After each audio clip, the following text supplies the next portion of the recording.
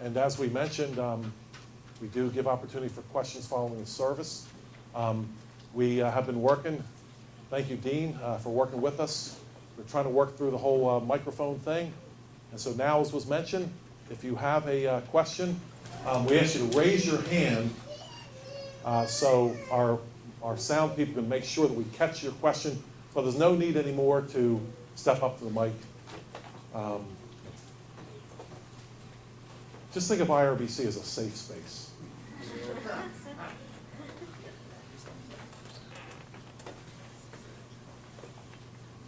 Who has a question? Yes. Did you say where should I go? No, you, right there, Oh, right fine. here. Okay, thank you. We're doing a little testing, but we see if we make it work. So again, thank you for the chance to ask a question. As you were just talking about the love of the Lord, I just, again, like, what is love? Because it made me think about the parable of the sheep and the goats, and as much as you've done it to the least of these, and it just reminds me of the whole grace and truth paradox, that we need to have grace with the broken and grace with the least of these, and then there needs to be truth that we're speaking that may cause us to, maybe it's more that prophetic role where people don't like to hear the truth, and then you're rejected and you're alone. But I don't know if you have anything to just help us with that, like what really is love? And it seems like it depends a lot on the circumstance and the audience, and what is the role that God would have us play with this individual, this audience. Love is kind of a tough thing to know what that looks like, maybe. Sure. And love has gotten tough. I think it used to be easier. I think it's gotten tougher because it's been replaced with sentiment nowadays. And it used to be action. It's what you did, and didn't matter how you felt. I can drive by someone who's trying to change their tire in the rain. Nowadays, I love the guy if I just kind of feel bad for him and drive on. Stinks to be him. I'm going on. But love is stopping to help him, even if I don't really have that much feeling about the guy. But that's foreign. What I'm saying right now is quite foreign.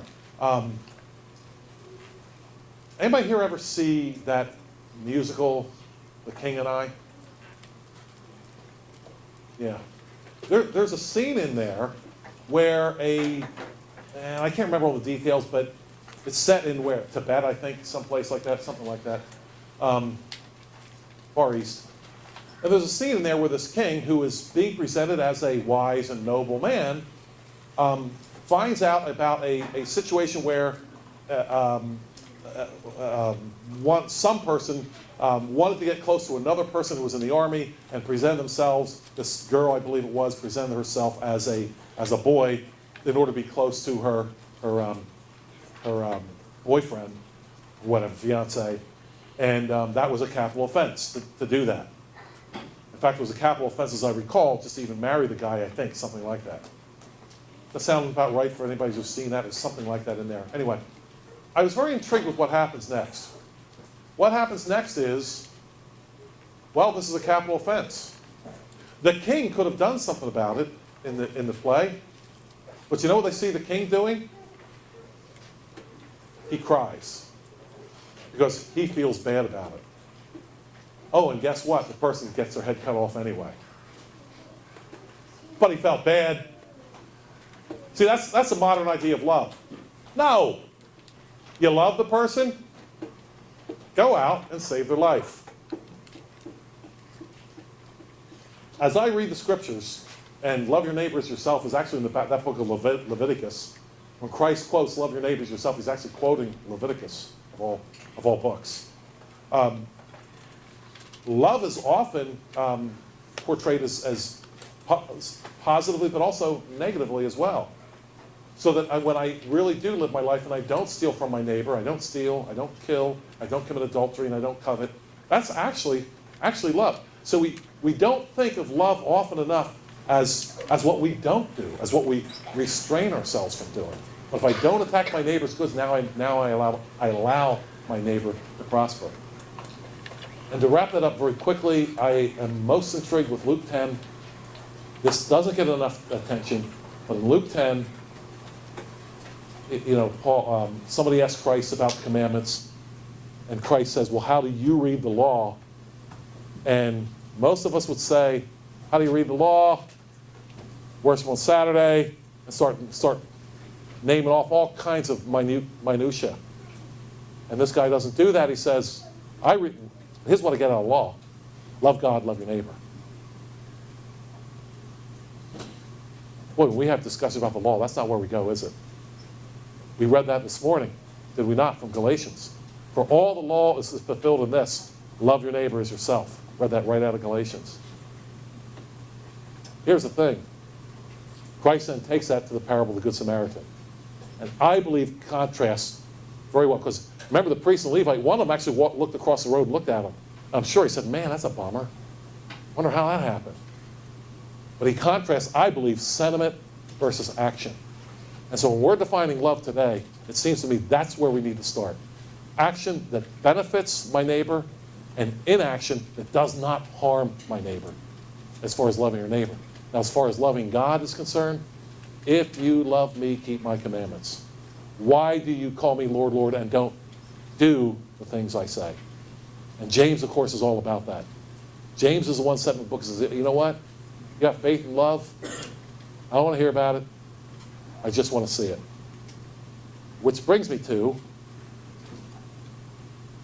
your meeting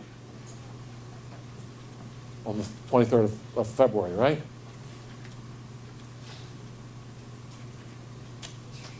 Politicians. What's it take to be a good politician? You got to be able to talk, right? If this is going to be a good meeting at all, I trust it will be. It won't be, thank you, Mr. Politician, for what you've said. It'll be, what are you going to do? That's all we care about. We don't care about your positioning statement. Honestly, don't care. Politicians have 100 positioning statements. Depends which audience they're talking to. We don't care. What are you going to do? Let's see, the babies are being killed still in Pennsylvania. What are you going to do? Let's see what else. Your neighbor's property is being attacked through forced taxation. What are you going to do? The fear of the Lord is the beginning of wisdom, and that applies to all areas of life. How does the fear of the Lord work into your decisions you make every day, Mr. Politician? So that's what I'll be asking.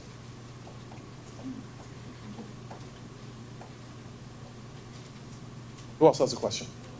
Have a follow-up? Yes. I just wanted to say, I thought this idea of definition of love, I thought you also made a really good point earlier about love is not tolerating things that are causing people to end up in hell, for example. And many times, again, in church or Christians, we may tolerate things that people may do that, hey, that's just taking you on the road to destruction. So, if we really love that person, even if they don't want to hear it, we at least have an obligation to try to compel them, hey, you're going in the wrong direction. So I just appreciated, that's what I think I understood by you also saying love does not equal tolerance, that we just tolerate everything because, quote, we're loving them. Yeah, Paul was, really, honestly, was there a more intolerant person than Paul? Honestly, try to think of one. The man didn't tolerate certain things. I didn't even go to Galatians this morning, I ran out of time, where he calls on people that preach under the gospel, love to be a curse. He throws them out feet first, too. Not a real big tent kind of a guy. Who else has a question? Yes. Okay, right. Maybe, are you able to follow? Okay. so maybe introduction to Solomon for next week. So Proverbs 27:6. Faithful are the wounds of a friend, profuse are the kisses of an enemy. So, how do you love? Well, you wound your friend. Why? Because you love them, and you're warning them, and that's really part of love.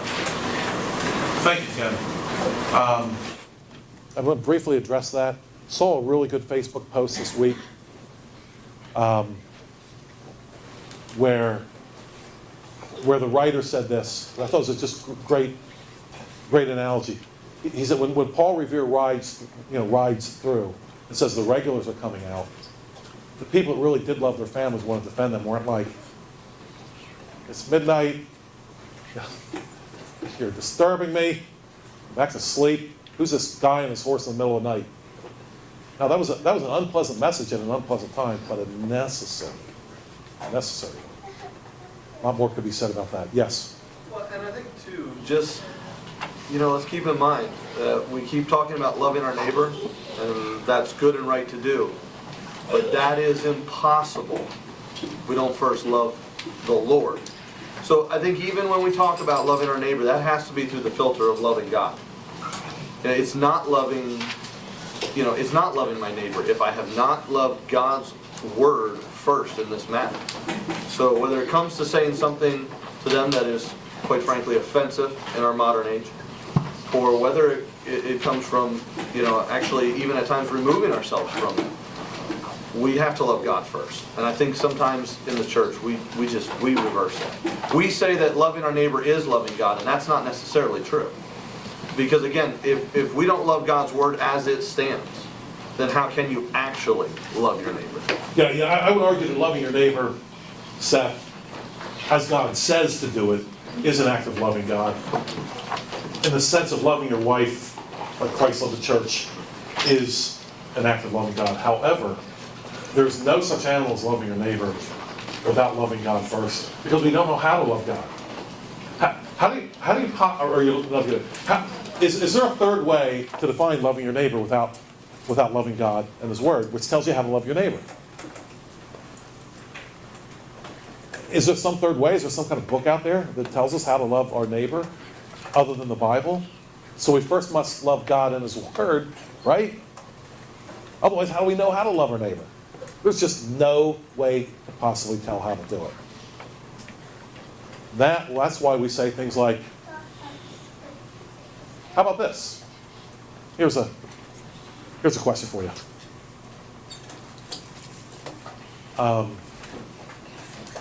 We'll take an extreme example. John Wayne Gacy. Remember him? Wicked, perverted man in Chicago. Was a murderer of children. We'll just say it that way. Was executed for it. Took too long. Is that an act of loving one's neighbor? Yeah, you bet it is. Yeah. That's definitely an act of loving one's neighbor. Someone say, what? That's not very nice of John Wayne Gacy. God tells us how to love our neighbor. And executing the murderer is an act of loving one's neighbor. Forget our sentiment about it. Our sentiments don't matter. God's word matters. It tells us how to love. Who else has a question?